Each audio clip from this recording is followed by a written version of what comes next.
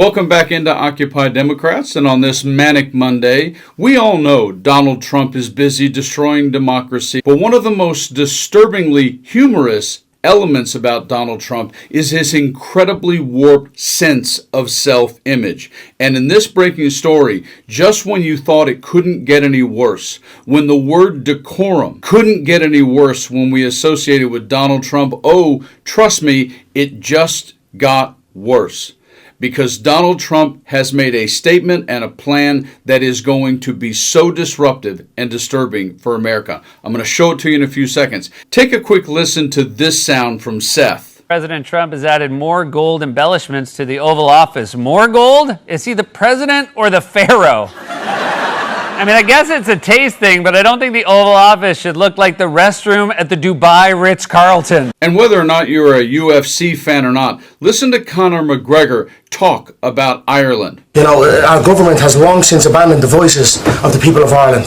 And it's high time that America is made aware of what is going on in Ireland. It is a travesty. Our government is the government of zero action with zero accountability. You know, our money is being spent on overseas issues that has nothing to do with the Irish people. The illegal immigration racket is running ravage on the country.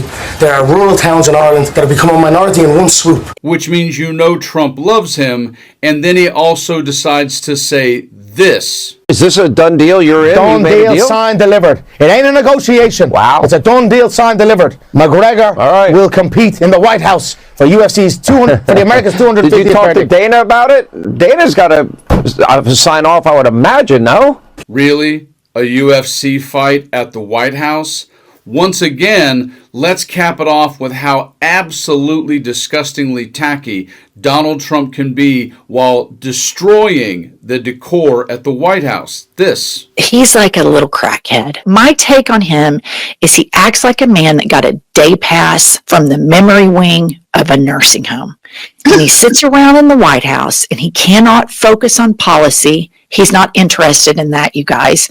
He's not interested in anything. And then his sycophants go over to France, and he is in the Palais Elysee. And the French can do this properly, and they do it the right way. They invented this gold leaf shit. This is not gold leaf.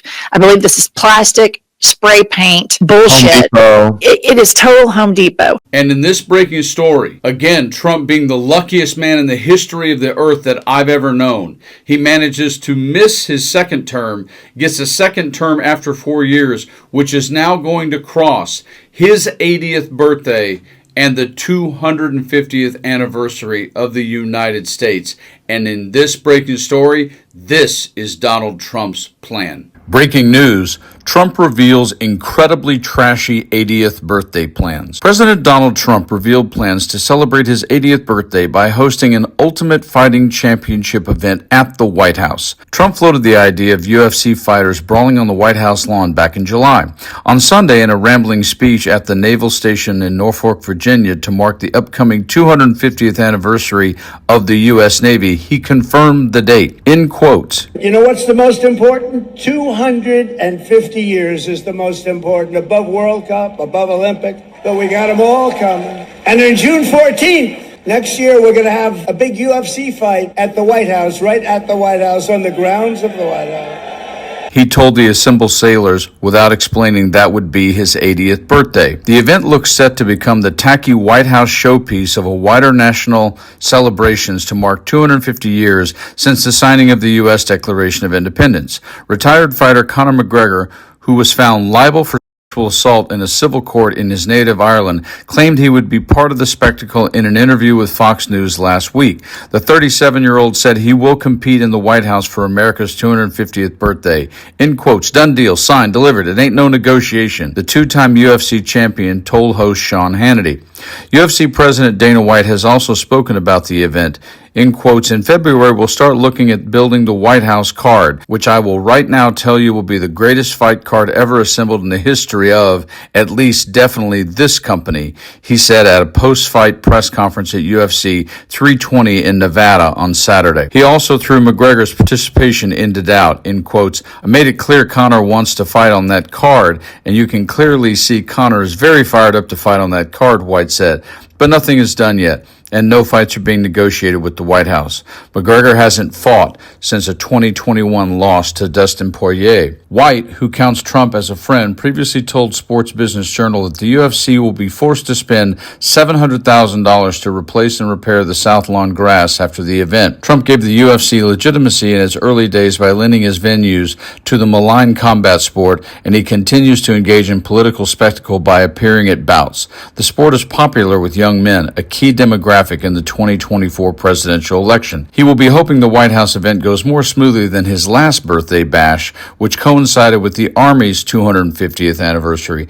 Trump called the multi-million-dollar military birthday parade a tremendous success, despite it being dwarfed by rival No Kings protests the same day that drew tens of thousands. Some 84 military vehicles and over 6,000 soldiers snaked through Washington, D.C. to celebrate the Army's history per ABC News. The parade was beset by issues from the start. It began about 30 minutes early in order to beat forecast storms, and the cost, around $45 million, included repairing roads not designed to take the load of heavy vehicles. According to the biographer Michael Wolff, Trump was privately bristling with how the parade played out, and he blamed Defense Secretary Pete Hegseth. Wolff told the Daily Beast podcast that Trump wanted a, in quotes, menacing show of force, but got a festive and jovial parade instead. He kind of reamed out Hegseth for this, the Trump biographer said. The White House has been contacted for comment. Now, I don't know who's watching this. I don't know how old you are. I don't know if it's you, perhaps your father, your grandfather, maybe even for you, your great-grandfather.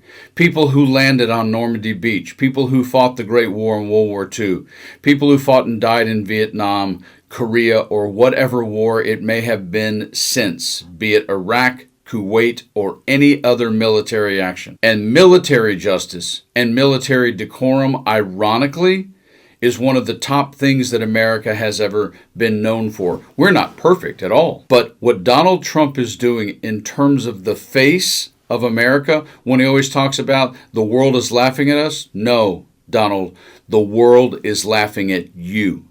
And you just announced the worst clown show in the history of the United States of America. Yeah, be sure you put that bronzer and tan on for next year, because you are the clown. You guys like and share the video and subscribe to the channel, and stay frosty.